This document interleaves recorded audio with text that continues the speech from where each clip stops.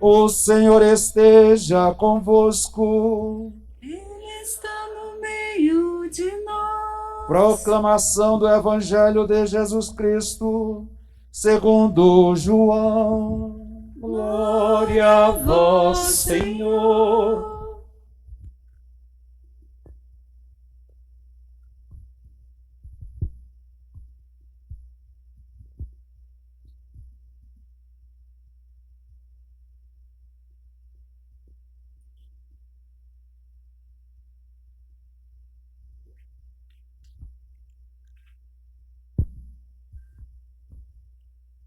No primeiro dia da semana, Maria Madalena foi ao túmulo de Jesus, bem de madrugada, quando ainda estava escuro, e viu que a pedra tinha sido retirada do túmulo. Então, ela saiu correndo e foi encontrar Simão Pedro e o outro discípulo, aquele que Jesus amava. Ele lhes disse: tiraram o Senhor do túmulo e não sabemos onde o puseram.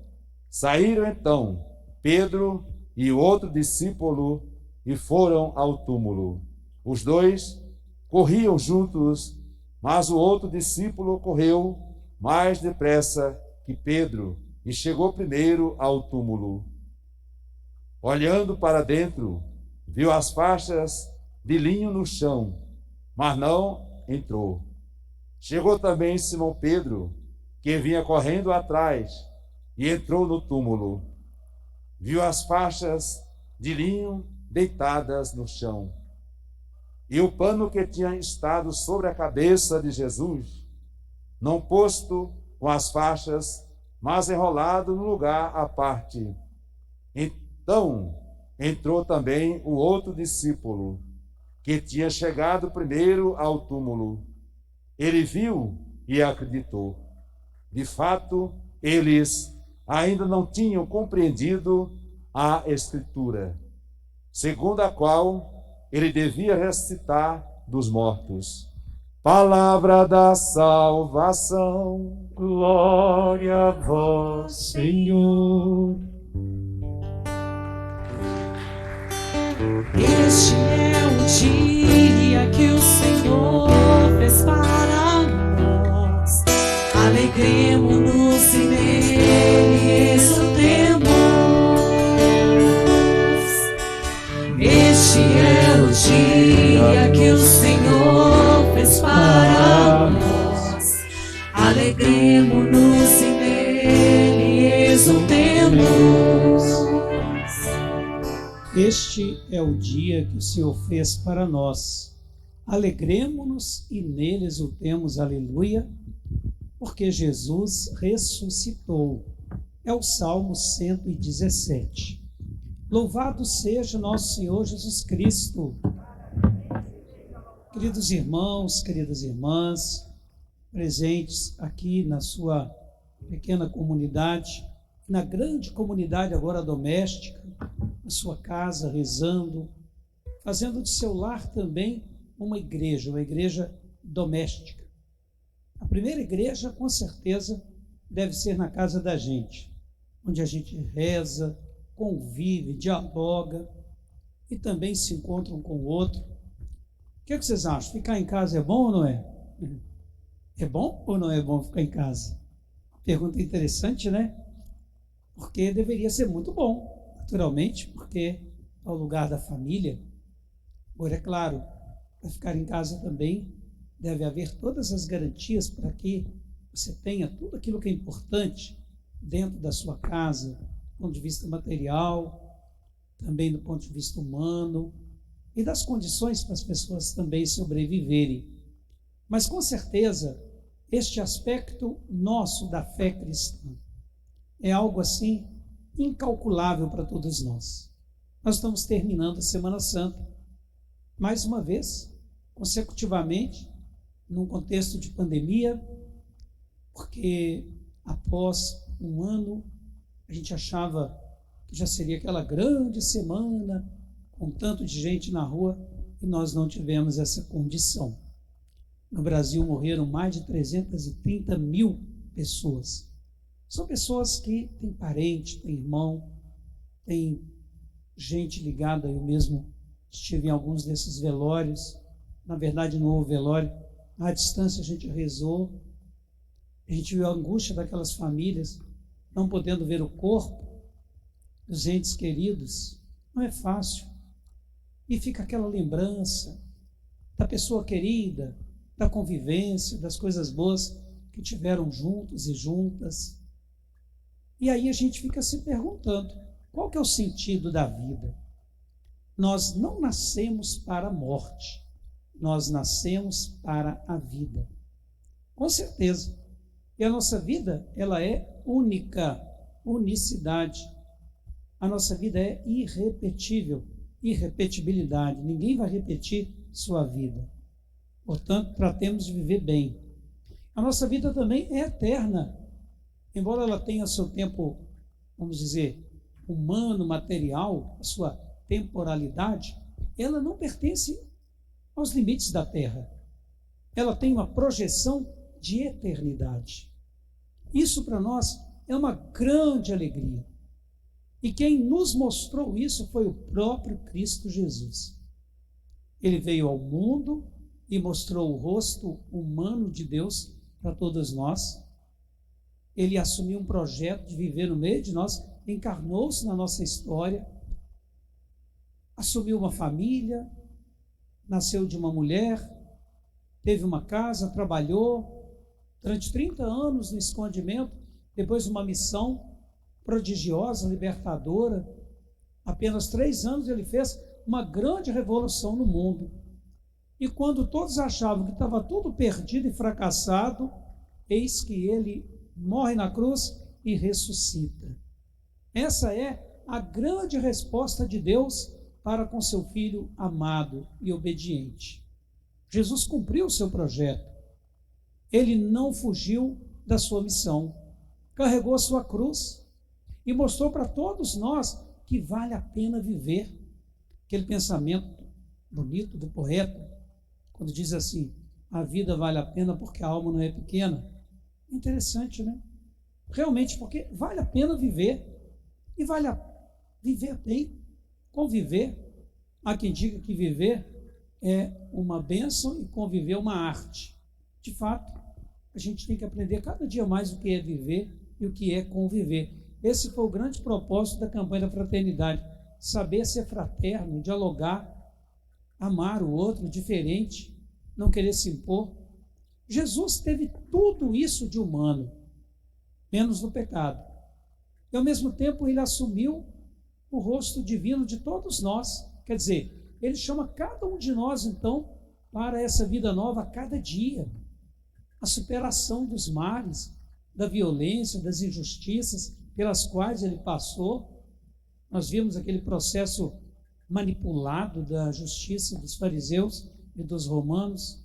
Ele poderia ter revidado com violência, mas não. Ele respondeu com amor, doando a sua vida.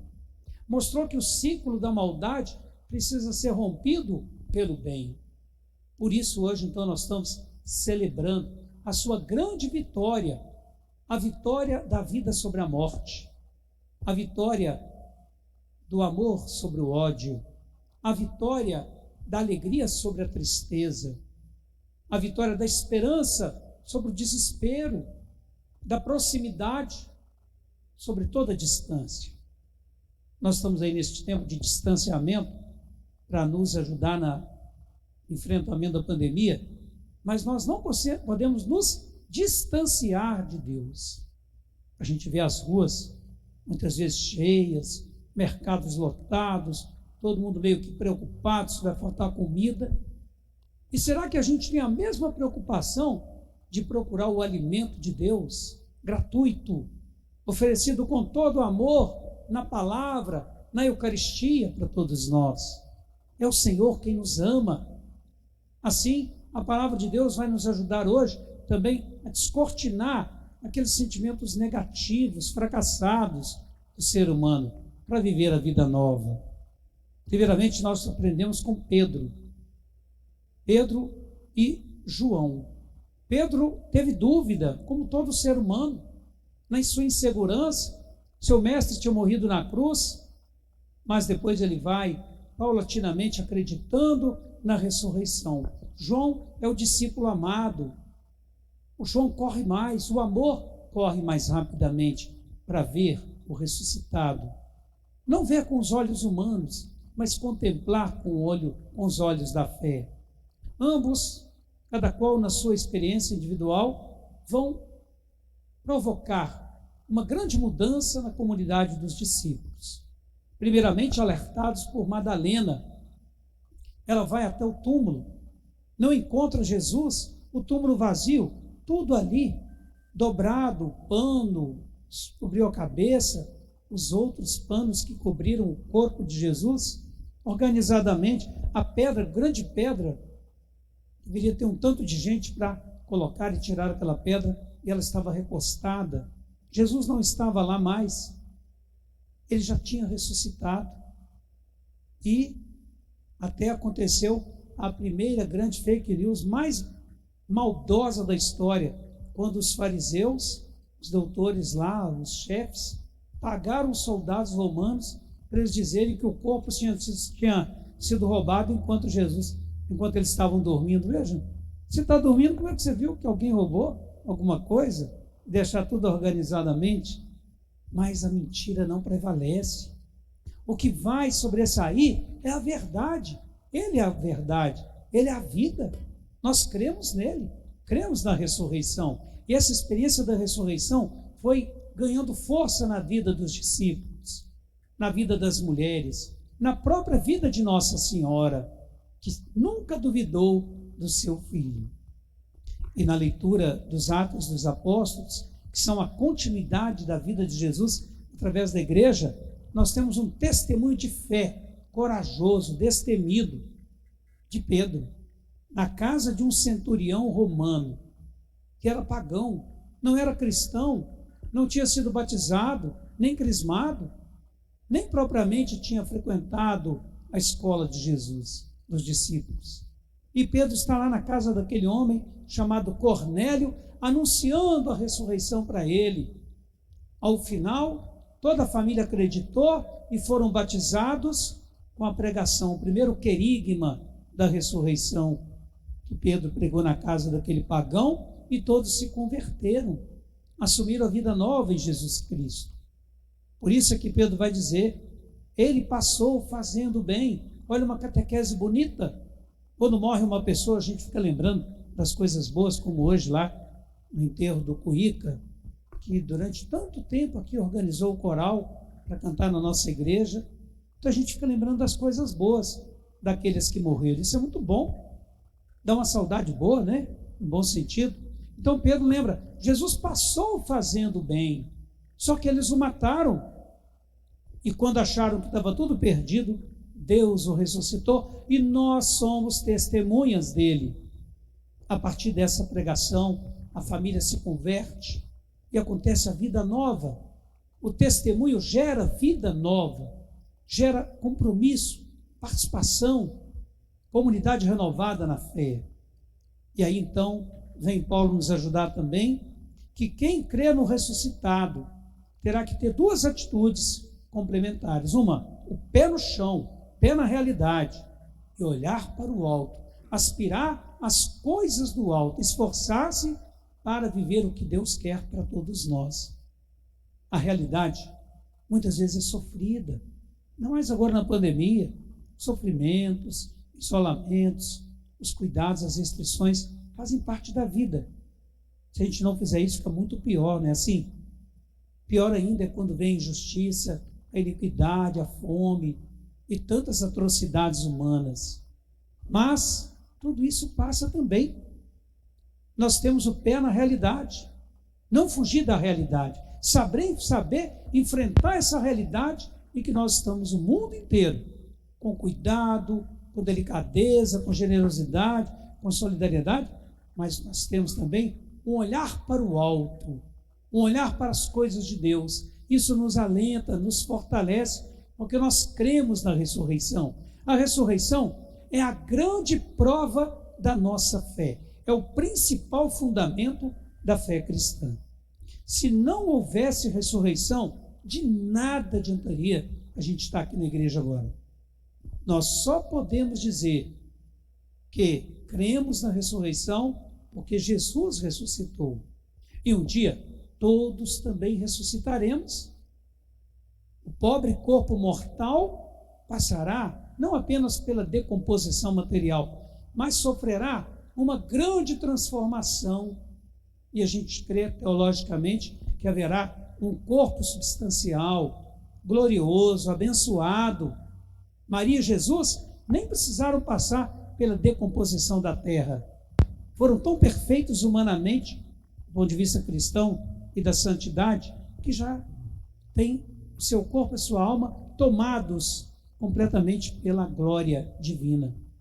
Nós somos humanos, então temos que aprender também a conviver mais humanamente. Por isso hoje, então, 3 atitudes nos ajudem a viver a ressurreição. A primeira é assumir com fé a nossa vida de Jesus Cristo, a nossa fé no ressuscitado. A nossa fé no ressuscitado deve abrir para todos nós perspectivas de vida nova também.